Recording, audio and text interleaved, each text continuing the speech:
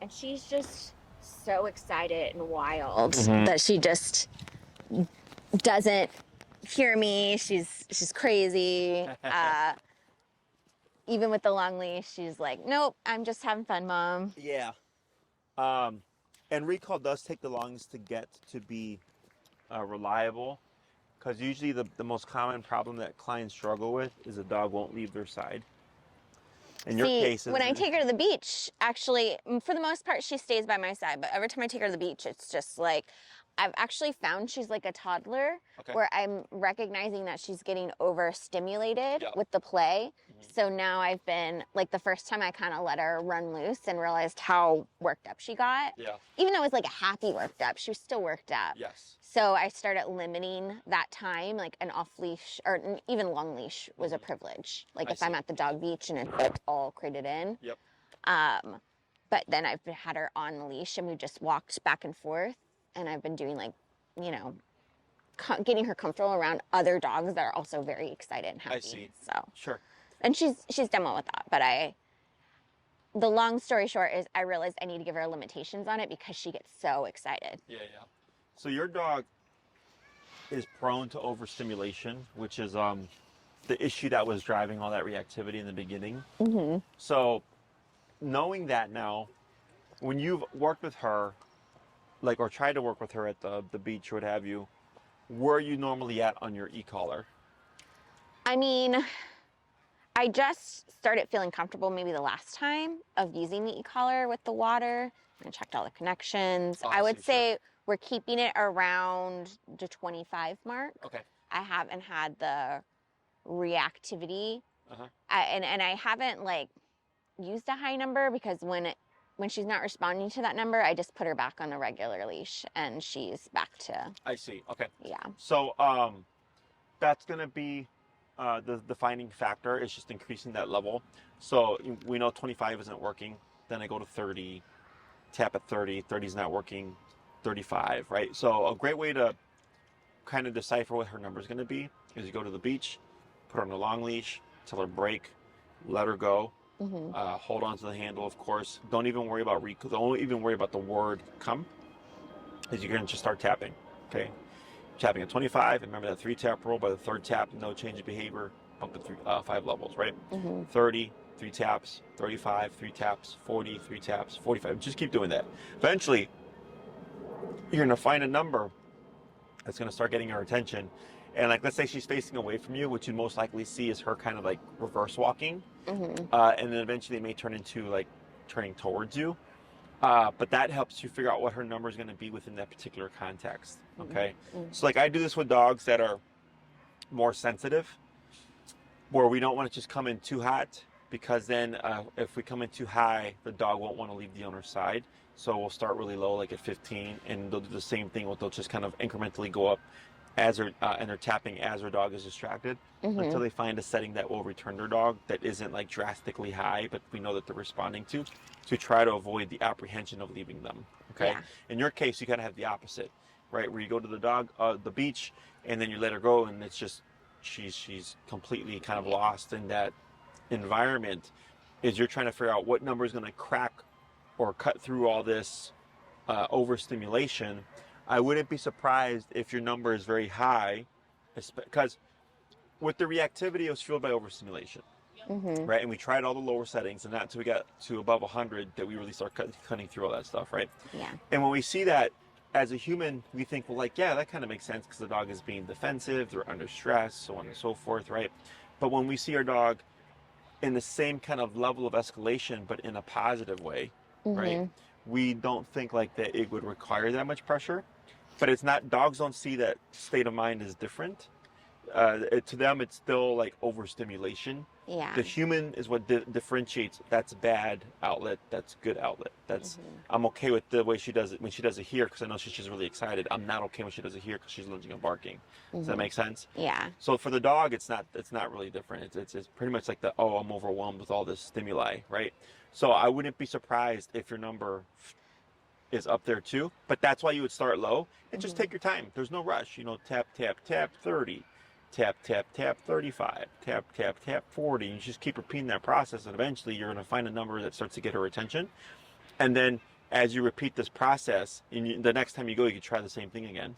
And then if you find yourself always landing at 70, 75, then at some point you just go to the beach and you're already be at 70, 75. Does that make sense? Yeah. And in regards to like the call around water, you're not the first person, you know, because everybody's always like, it's electrical. I'm like, yep, but it's fully waterproof, both your receiver and your transmitter. As long as that charging port is closed, you know, she can go swimming in it and all that stuff. The only thing I do always recommend is being more mindful of rotating.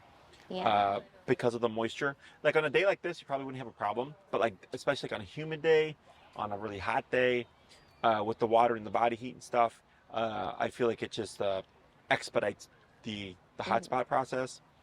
So then rotating every 30 minutes just makes it more unlikely that that would happen. Yeah. Okay. Okay. Anything else? No, it's just that. You're right. You kind of pointed it out. It's like I see it as a more positive context. Mm-hmm.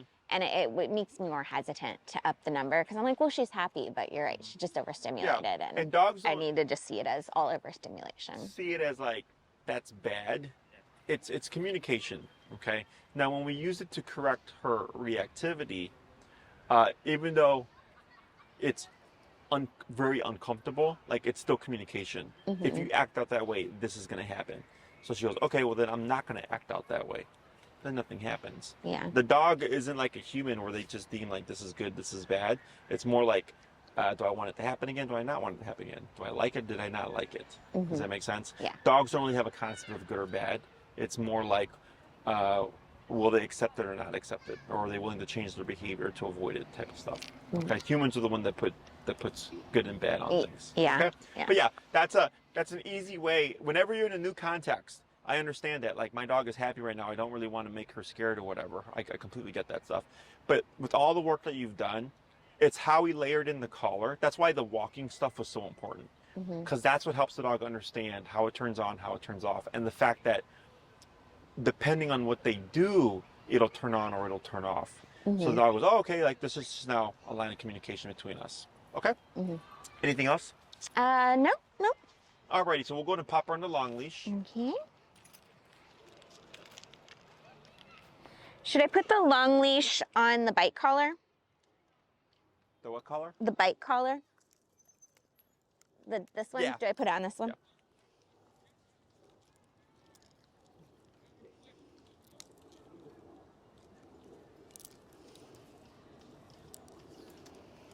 Should I keep the short leash on her? Nope, you can remove that one. Excellent. Okay. And you can let all that go.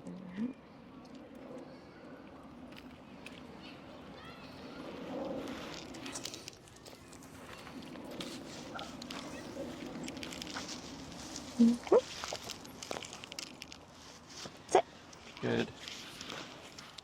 All right. So what we're going to do today is when we start working towards off leash, okay? Technically speaking, since we first started training, you were already training for off leash because we're using an off leash training method. Okay. Now it's just a matter of, are you going to do the work to build Georgia's reliability to an off leash level? Okay. Now the only command that has to be off leash reliable is recall. Okay. Every other command is if you would like. But one thing I like to do with my clients, even my clients that do shorter programs, is I'll show them this exercise which blends heel, stay, and recall together. Okay. Because a lot of the times people are just happy with an off-leash recall and an off-leash heel. Every now and then I get someone who wants their dog to be as well trained as possible. Okay.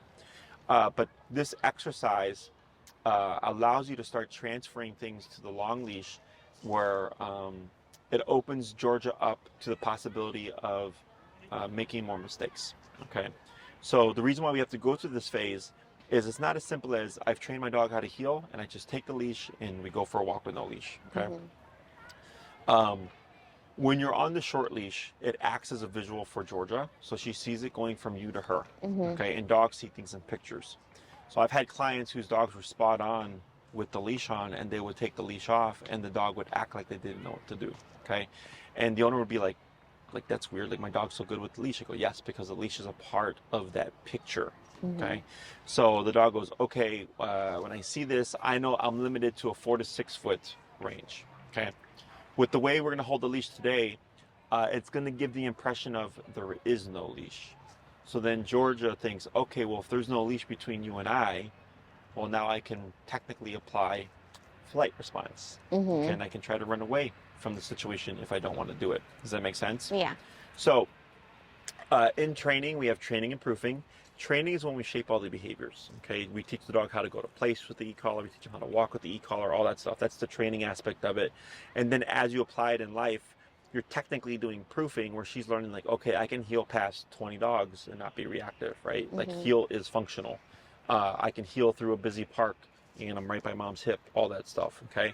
So that's why whenever I teach anything, I always tell my clients, find at least one time a day that you're applying this skill with your dog so that your dog starts to think, oh, place isn't just go to my bed for 5 minutes. Place is when mom is watching TV, place is when mom's working, place is when we're at a restaurant, place is when we're at the park on a picnic. Like place is just applied, right? So the dog thinks it's life, okay?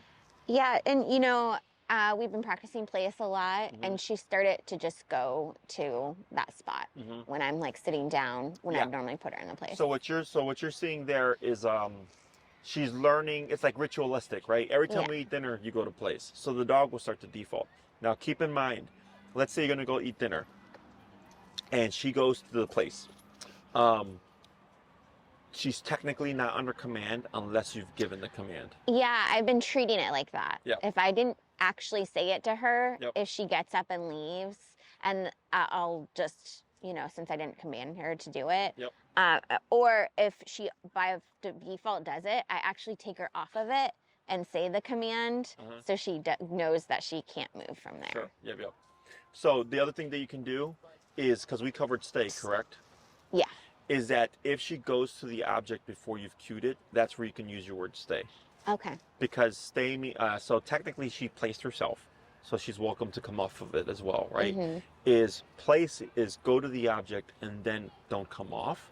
Stay is when the dog is already kind of in the position of a command, but not in command, right? So if she's like, oh, you need dinner, I'm gonna hop in my dog bed, because that's what we've done every day, right? Is when she goes, or it's like, all right, well, you beat the place word. So I'm going to use stay now, and now she'd be considered under the place command.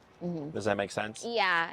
And you know, I've been trying to figure out good ways to practice stay with her, so that's really helpful. Yes. Because I feel like I mostly use place because it's very intentional. Yes. So stay is for me like the most, is one of the least useful commands, because everything we teach has implied stay. Sit, put your butt down, don't move. Down, lay down, don't move. Place, go to your bed, don't move. Right? So that would be a perfect example of using your word stay, because she already kind of self-placed stay, and now she'd be under the command. Okay? So that would be like your opportunity to use the stay word like that one time a day. Okay? And of course, if there's other opportunities, please feel free to do so. But that's how I would look at it. Okay? Other questions? No, that was it. So what we're going to do today is we're going to blend the heel and the recall and the stay to start getting her used to kind of giving the impression of walking with no leash. Now, expect her to make mistakes and screw up and all that stuff. It's all part of the process, because now she has a greater area for margin of error. Okay. So what we're going to do is you're going to take your long leash and you're going to only give her about 15 feet of slack as opposed to the full 30. Okay. All right. Like, where's half of this thing? Oh.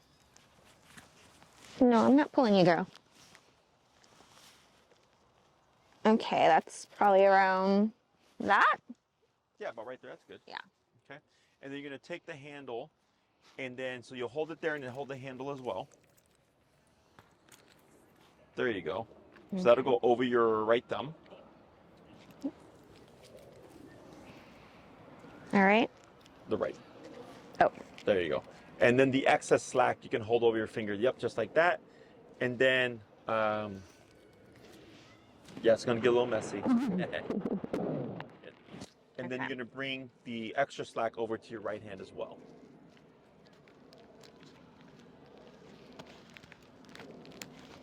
Very good. Okay, and the extra slack to my right hand. Oh, this. So your left hand's going to be empty. My left hand is going to be empty. Okay. Yes. So like this. Just like that, okay? Okay. So if you pivot so that you're to her right or she's to your left. Oh. She's so you're going to stand next to so her. like just this. that, Yep. yes. Yep. Okay. Cool. And then you're going to bring the leash on the inside, and you let the left hand go. Okay, like that, perfect. And then you're going to just take one step forward over your leash, just like that. Okay.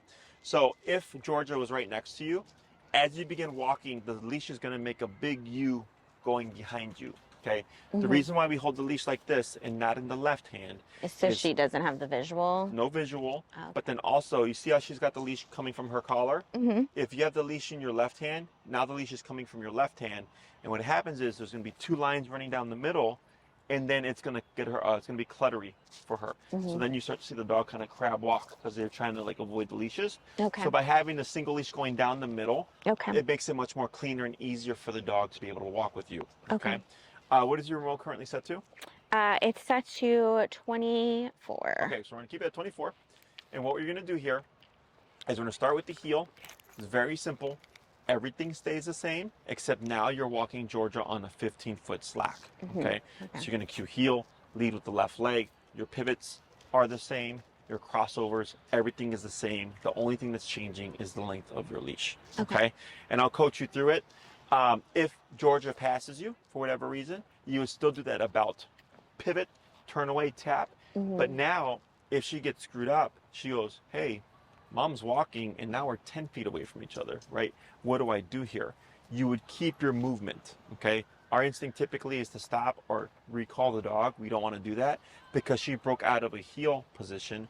We want her to learn how to correct the heel position at a greater distance. Okay. Is that making sense? Repeat that one more time. So I do pivot or I don't? You like do if pivot. I do pivot If like I Georgia- would before. Yes. So if Georgia got ahead of you, right?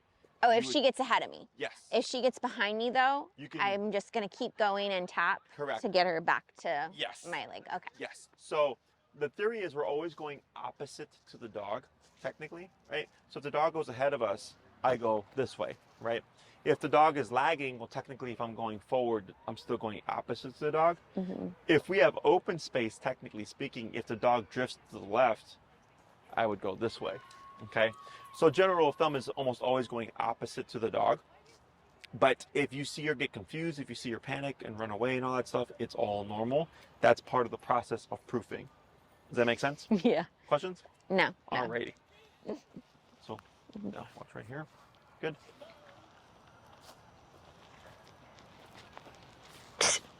You don't need to worry about that. You're gonna cue heel, move forward. Heel.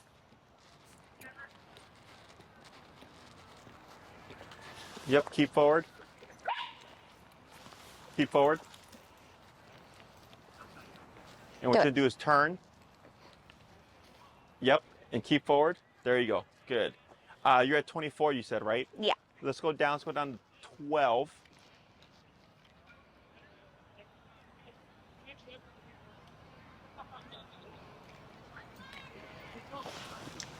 Okay, forward. Tap. Let's go down to 8. Forward. Tap. Keep forward. Good. Keep forward. Turn. Tap. Go. Are you pressing the boost function or? No. She's let's just go being down. dramatic. Are you at 8 now? I'm at 8. Let's go 4. Forward. Tap. Tap. Tap. Good. Keep forward. Keep forward. Tap. Tap. Tap. Tap. Let's go 5.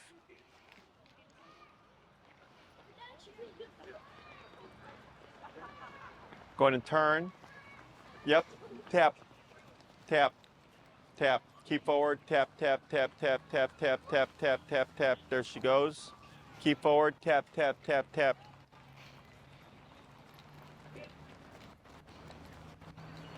What are you at now? 6? 5. 6. Let's go to 6. Keep forward. Tap.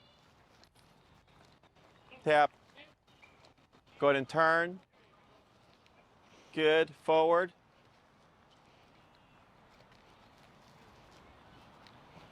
Tap. Tap. This is really weird. 8, because now it looks like she's not even feeling it. Yeah, she does this to me sometimes. It's like the tiniest one she'll be so dramatic about, and then suddenly it doesn't bother her anymore. Forward, tap, tap, tap, tap. Yeah, she's feeling it now. Go ahead and turn, tap, keep forward, tap, tap, tap, tap, tap, tap, tap, tap, tap, tap. There she goes. Good.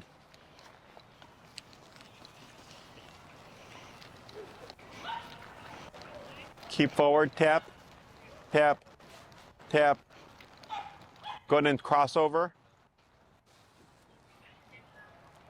Keep forward, tap, tap, tap, tap, tap, tap, tap, tap, tap, tap, tap, tap, tap. Keep forward, tap, tap, tap, keep forward, tap, tap, tap, tap. Good. Going to go to 10.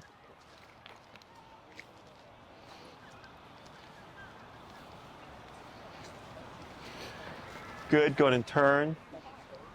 Good turn. Hold right there. Good. I'm gonna pause right there. Oh, pause right here? Yep. Perfect, okay. Now, before you stepped forward, she was actually right next to you.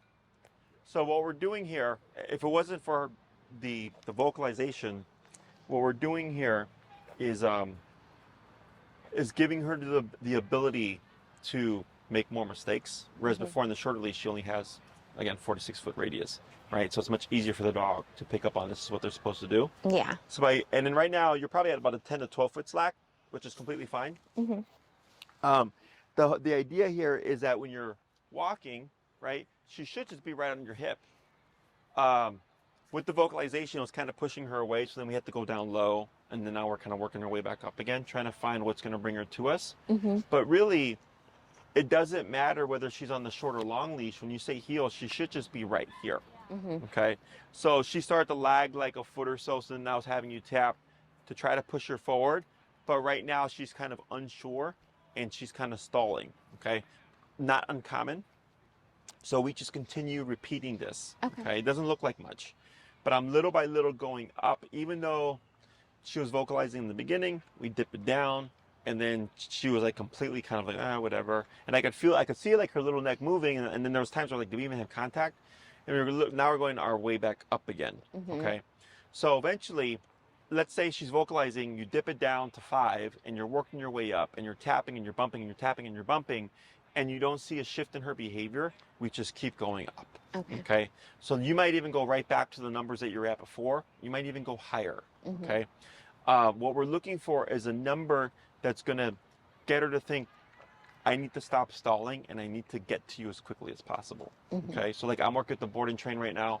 Her number on the short leash was 45. And then when I popped her on the long leash to start doing this stuff, 45 wasn't phasing her. So then I kept going up, and then we ended up like at 70, 75. And at 70, 75, then she was starting to stick and glue to me, okay? Now, in that process, she did start to vocalize and even push away from me sometimes. And when we see that, our inclination is to go down lower, because we're thinking, well, the number's going up higher, and it's making my dog move away from me. I don't want that. But it's actually the opposite. We continue to increase it. Okay, and eventually the dog goes, okay, moving away from you is causing this to happen more frequently and escalate. So going away from you must not be the answer, and then you'll see the dog start to push forward. Okay, so it's counterintuitive to us because we see the higher number doing what we don't want. Yeah. But it's actually the opposite. You would just continue to increase. Okay, even when we get the vocalization in the beginning, we reset, we went down low, and we're working our way back up again, and it does happen. It's rare, but it does happen where the number that'll make the dog move to you will also make the dog vocalize, okay? And that's what makes this part difficult, because then I don't want the dog to vocalize, but anything lower the dog will completely ignore. Okay? Yeah, and she does that a lot. She gets really dramatic over a short number, but then as soon as I go lower, it's like, I don't Doesn't care anymore. Yeah. Yes. So the way I look at it is like, if we look at her reactivity, right? When you're correcting at the very high number, clearly she was vocalizing. Clearly it sucked, right? Yeah. But because you stuck with it, now you're no longer having to address her, like that lady throwing the baseball or whatever, like 5-6 feet from us. Yeah. Whereas I was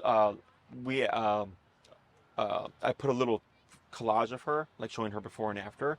And there was in the very beginning, there was a dog like 100 feet over there that she was reacting to. Yeah. And then there's a dog right here, and she just doesn't care, right? But you got to that point because you were doing all the hard stuff, right? Like I didn't want her to vocalize either, but everything below that wasn't getting her to change her mind. Does that make sense? Yeah. So it's the same concept, but now you're applying it to the obedience, where it's like, okay, if I end up at this level where she's vocalizing, but she's giving me what I'm looking for, if I stick with it, eventually she's just compliant, and I no longer have to press the button because she's just like, Mom said heel. This is what we do now.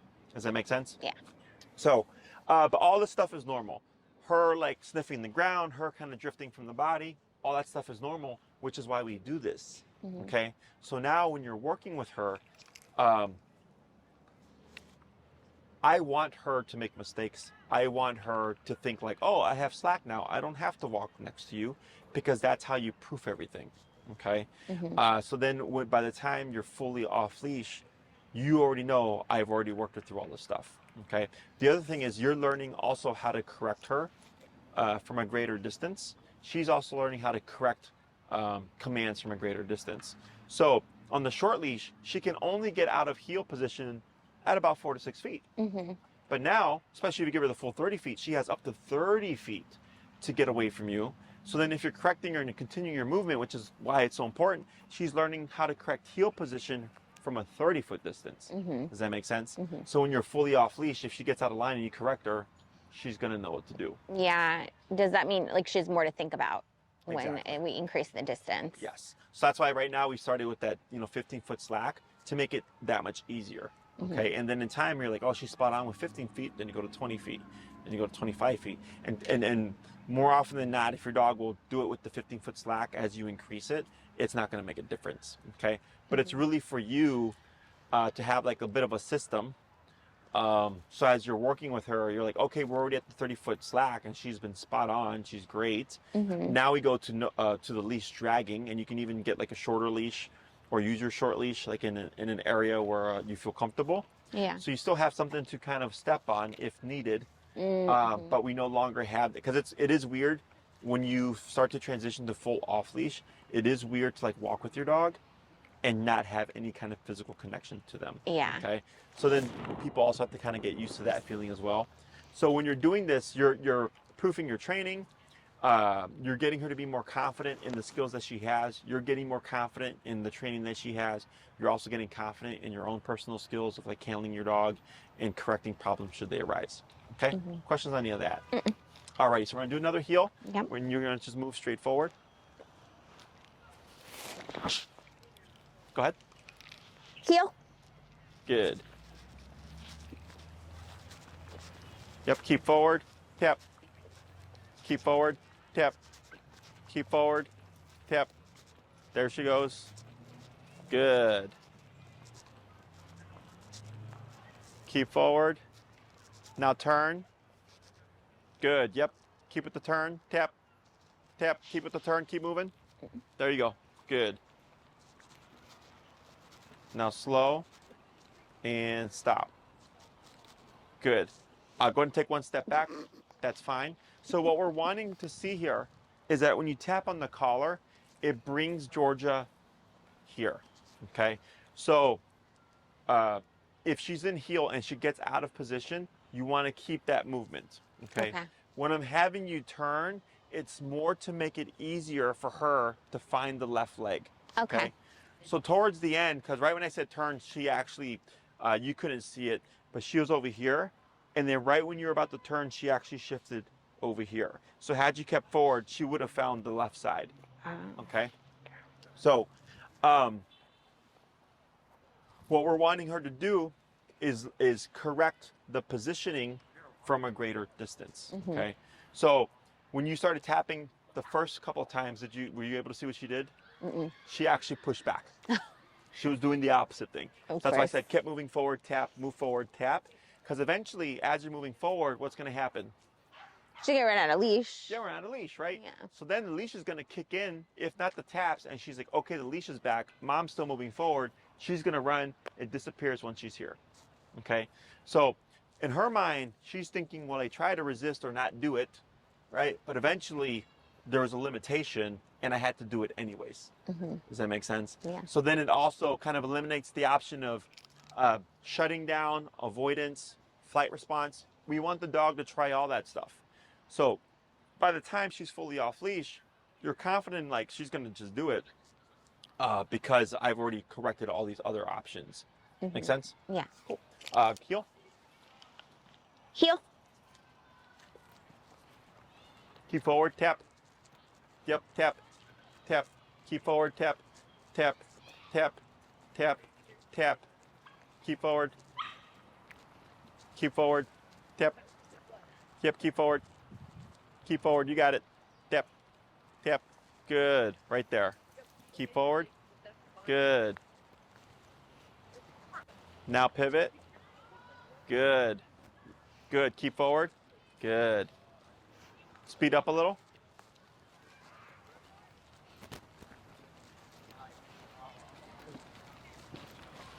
Speed up a little.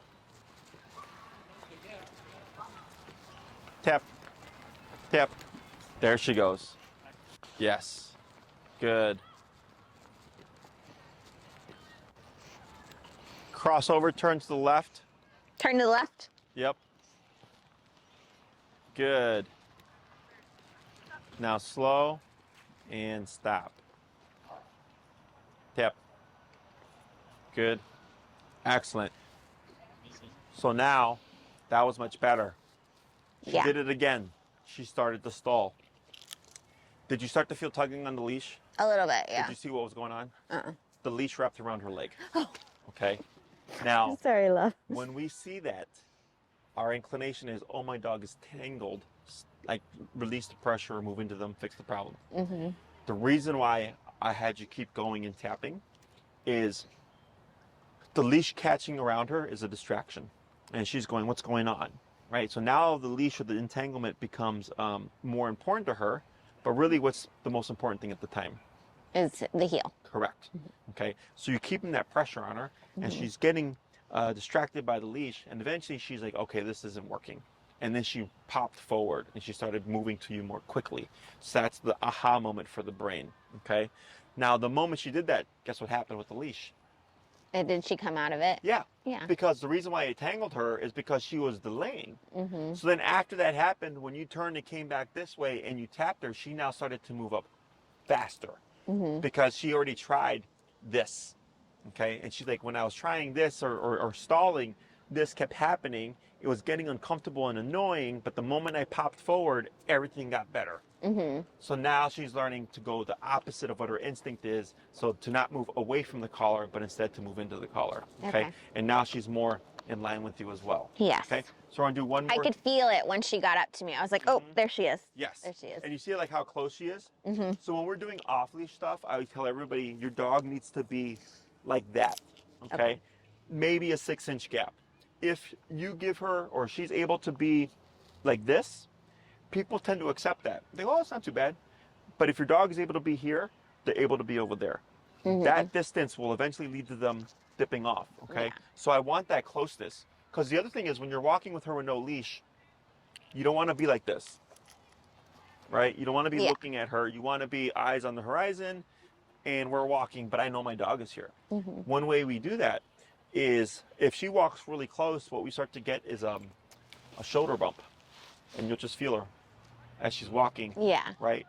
That shoulder is going to tap on your left leg, and that's your how'd you say, your signal of she's right here to me. Okay. Another thing that I use, like, so my guys, I used to walk my 3 dogs off leash. So it would be my Chihuahua, my Pit, my Chow Mix. Okay. And I used to walk with one earbud here, and then this one would be empty because their name tags made a sound. And there was a certain volume when they were all right here. Okay. And I could tell if, like, for example, my Chihuahua decided to stall or something because it would get a little bit quieter. And then I would look, and sure enough, there he is trying to pee on a park bench. And I would correct them, and he'd come running up, and then we'd continue on the walk, right? But I became aware and sensitive because I'm not going to have 3 shoulders bumping against me because they're parallel to each other, right? Yeah. So instead, I had their name tags. So having that awareness and sensitivity of my dog is right here without having to have eyes on them. Yeah. Which is also another thing when you're walking with her with the long leash, you start to get used to it and you start to get a feel for like, oh yeah, she's here even though I don't physically see her or I don't have that leash, that short leash connecting me to her. I know she's here because she does this. The pitter patter of her feet. Yeah. You know, the sound of it. All those things are things that are telling you this is where she's at. Okay? So we're gonna do one more. Heel. All right. Go ahead. Heel. Tap, tap, tap, tap, tap, tap, tap, tap, tap, tap, tap. There she goes. Tap, tap, good. There she is. Pivot. Good turn. Going to speed up.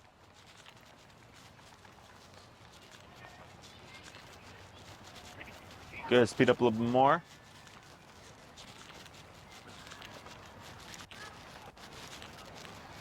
Then you're going to do a left turn. Good. Go ahead and speed up. Tap. Tap. Tap, tap. Tap, tap.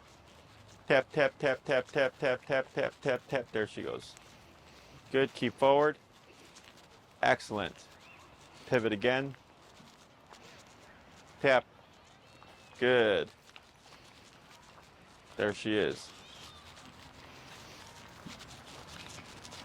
And slow. And stop. Good. And what are we at now? 12? We're at 10. 10? Good. So, Good girl. see how close she is there? Mm-hmm. Good.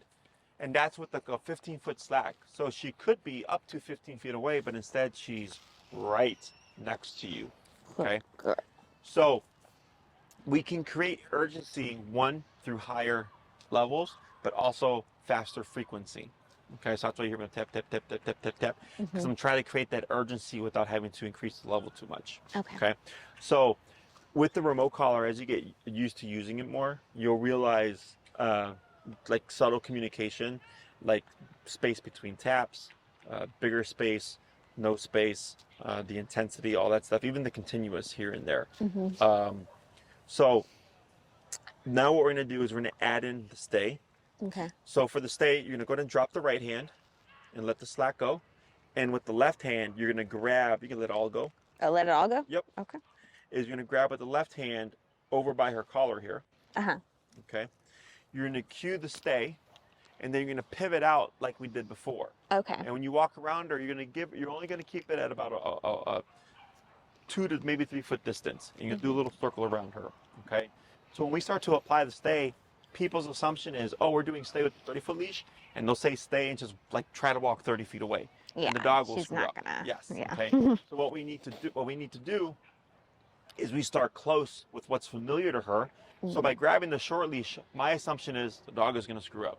So I go stay, I step out, and I keep it very close, do my rotation, and then if I feel like she's doing well, I can go a little bit further away. Okay, and we'll do a little bit at a time, see how she does, and then gradually you're just working your way back more and more and more, and now you're doing a stay 20 feet away.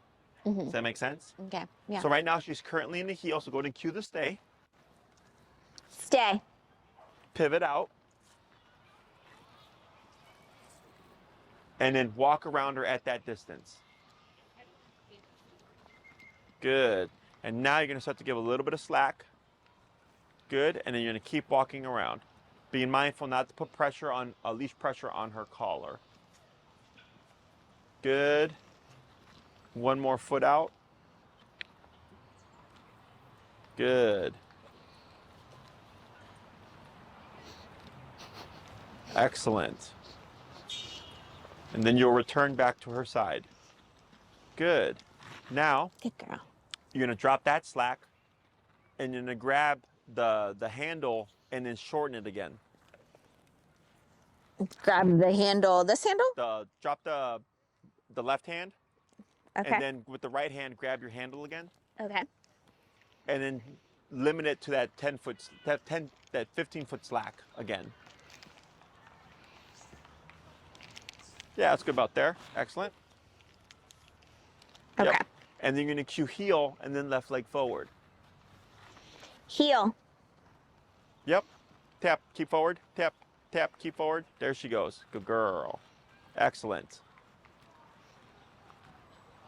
Left turn when you're ready. Yes, good. And then slow and stop. Good. So Good girl. now you have heel stay. Mm-hmm. Okay.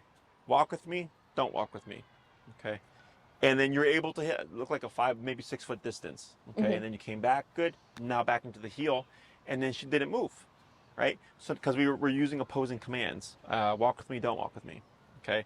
So then you have to tap her, but right away she popped forward and Mm-hmm. started moving towards you. Whereas earlier she was kind of like, what do I do? Yeah. Okay. So the more you're doing this, I can already start to see her get a bit more clear of what What is the expected of her. expectations, Exactly. yeah.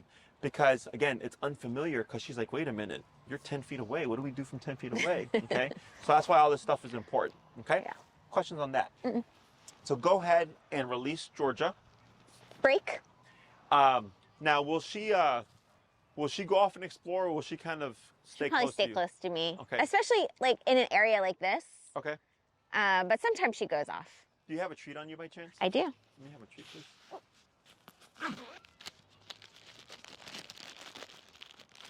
Excellent. Okay. Go ahead and give the slack. Give the slack.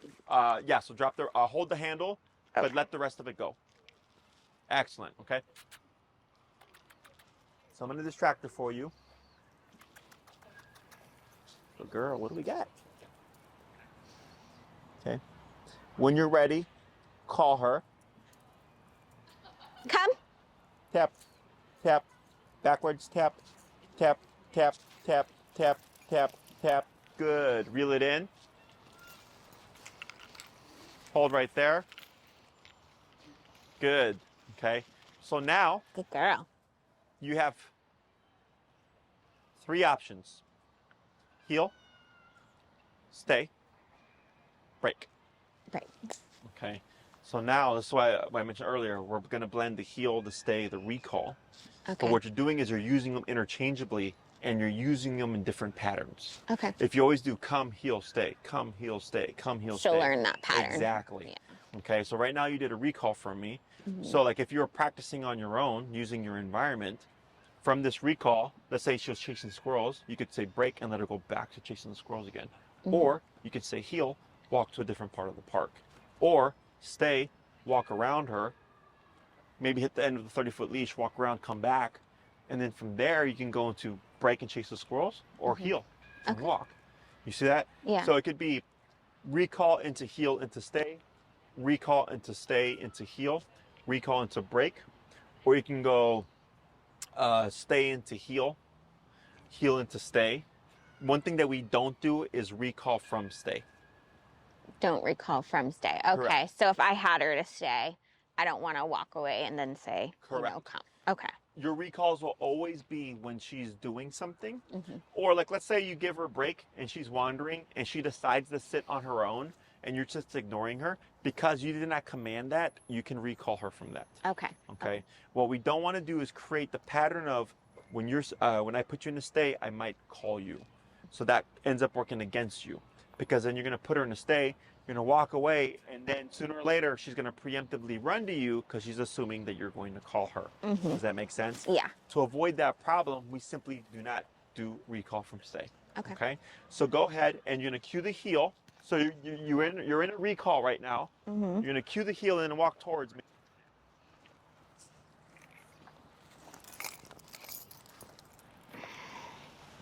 Heel.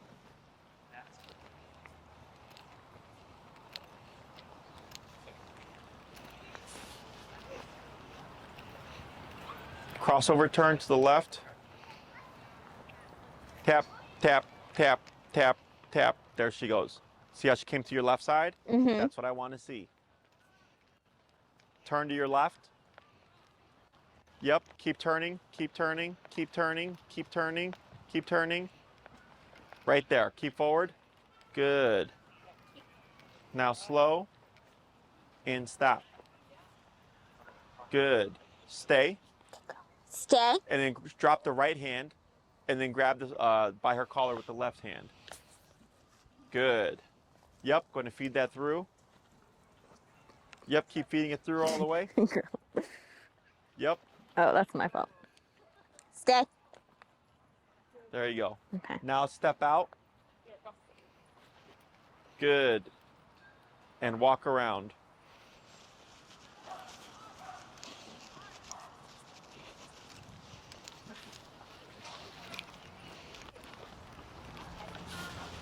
Excellent.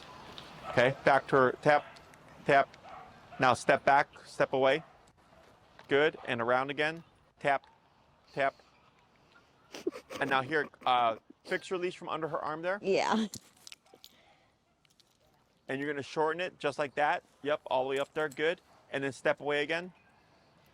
Good. And now walk around one more time. Up on your prong, yep, good.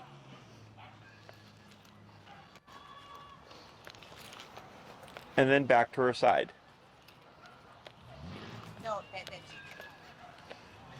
Excellent. Good girl. So, you did recall from me with the treat. She came to you, that was good. Mm-hmm. It wasn't immediate because I had her attention, obviously. Mm-hmm. But even at the 10, it pulled her away. It just took a few more taps than what I would have wanted. Ideally, you want an immediate response, okay? Okay. But she came to you. I like the speed of which she came to you. Then we talked for a bit. Then you popped her in the heel. There was a couple times you had to tap her. She came to your leg. Yeah, there was one where you had to, she drifted off, but then when you tapped her, she came here and I pointed out, that's what I want to see, okay? And then came to a stop, put her in a stay, started to walk around. Where the leash was kind of, where she was sitting on it, I like to use moments like that, and I'll stick close to the dog and I'll reel the whole leash out from under them, because if she breaks position, it gives me the opportunity to correct her. So then she thinks, oh, I don't get up for anything. Okay, even if I had this annoying leash feeding through my butt or my legs or whatever, I have to stay put. Okay. Yeah. Okay. So, because as a human, you would give the exception of like, well, she got up because of me, right? And I go, I understand that 100%. Yeah. But I want the obedience to be so rock solid. The dog's like, I'm not moving. Okay. I had a case. It was a human aggression case, and from what they told me, they were having a conversation with the neighbor, and the dog, seemingly randomly, jumped up and bit the neighbor on the hand, okay, unprovoked from what they remember. So they're like, Jesse, we're really concerned about this. Like, we don't ever want that to happen again. So I was like, all right. What we did was we taught the dog how to sit, and then we would pull on the dog, and the dog would break position, and we'd keep correcting the dog, and eventually the dog learned, I don't move for shit. So you would pull on the dog, and literally just like lock in. She would not move, no matter how hard you pull. She was just there. Okay, so you can make your obedience as rock solid as you'd like. So I like to take these little things that I know might screw the dog up, because I want them to screw up so that I can correct it. And the dog goes, okay, the next time this happens, I'm not getting up. I go, yes, that's exactly what I'm looking for. Okay, so then she did get up a couple of times. So then we kept correcting. So then eventually I go, all right, this is too many mistakes. So I had you choke up on it closer, so that this way, if she made a mistake, you were able to correct it, which she did. She tried to lay down with the prong collar. Yeah. Okay. So that's why when we're transitioning to the stay on the long leash, we choke up. So I had that immediacy. And then once I feel confident that the dog's not going to move, now I can start giving that slack and moving around at a greater distance. Okay. Questions? No. So going forward, when practicing this stuff, it's literally just this. Okay. Heel, recall, stay. Never recall from stay. Okay. Let's say you go to the lakefront, you pop her in a long leash, you tell her break, you just wander, let her run around, chase things, be a dog for 15 minutes. Then you call her, right? You can go into a stay or a recall. Maybe I go into a heel. I'm sorry, you recall, you go to a stay into a heel. Let's say I pop her into a heel. I walk to a different part of the park for 5 minutes in a long leash heel, come to a stop, and I can either put her in a stay, do a quick little walk around, and then release her, or I can just release her. You see that? And then you let her be a dog again for however long you want. You do another recall, and then maybe you pop her straight into a heel, or maybe you release her to go back to what she was doing again. Okay, so it breaks it up, so it's not just come, break, over and over again. Sometimes it's come and we walk for a little bit. Sometimes it's come and I have you stay for a little bit. Sometimes it's heel and we walk for 15 minutes up the lakefront and you're at my side with no leash. You're just trying to get her to think like, I'm doing these things and there's no leash here. Does that make sense? Questions?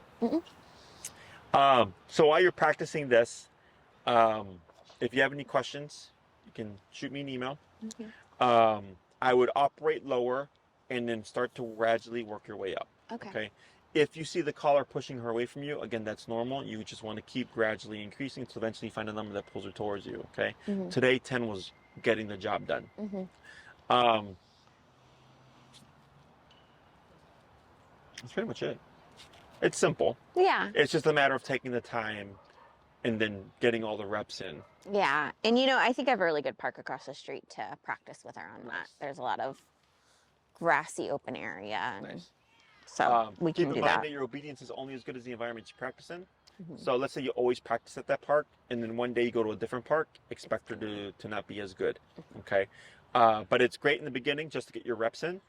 Because once you got it like the foundation down, it transfers easily to new environments. It's just a matter of like, okay, we're gonna have to do some stuff here so that you understand that this also applies to this park and then to this other park. And like, let's say you do 20 parks, right? And she's great here. Then one day you go on a road trip with her and it's maybe like a new park she's never been before. I always suggest to my clients, bring your long leash with you and take a step back. You might have off-leash reliability here, but because the environment is so completely new, by going on the long leash, you can do your practice. So then she learns like, okay, this stuff also applies at this place that we've never even been before. A lot of people tend to just assume like, oh, my dog will be great. And it does get to that point, but it does take a lot of work to get to that point. And typically, the average dog owner isn't going to put in that much because you have life, you got your family, you got your work and all that stuff. So I always suggest to everybody take a step back, do some work with the long leash instead of just assuming like my dog's going to be great off the get-go. Okay. Anything else? No. Awesome. Good job. Good. She did about what I usually see. Okay. Yeah. All the stuff we saw today is normal. Nothing out the ordinary.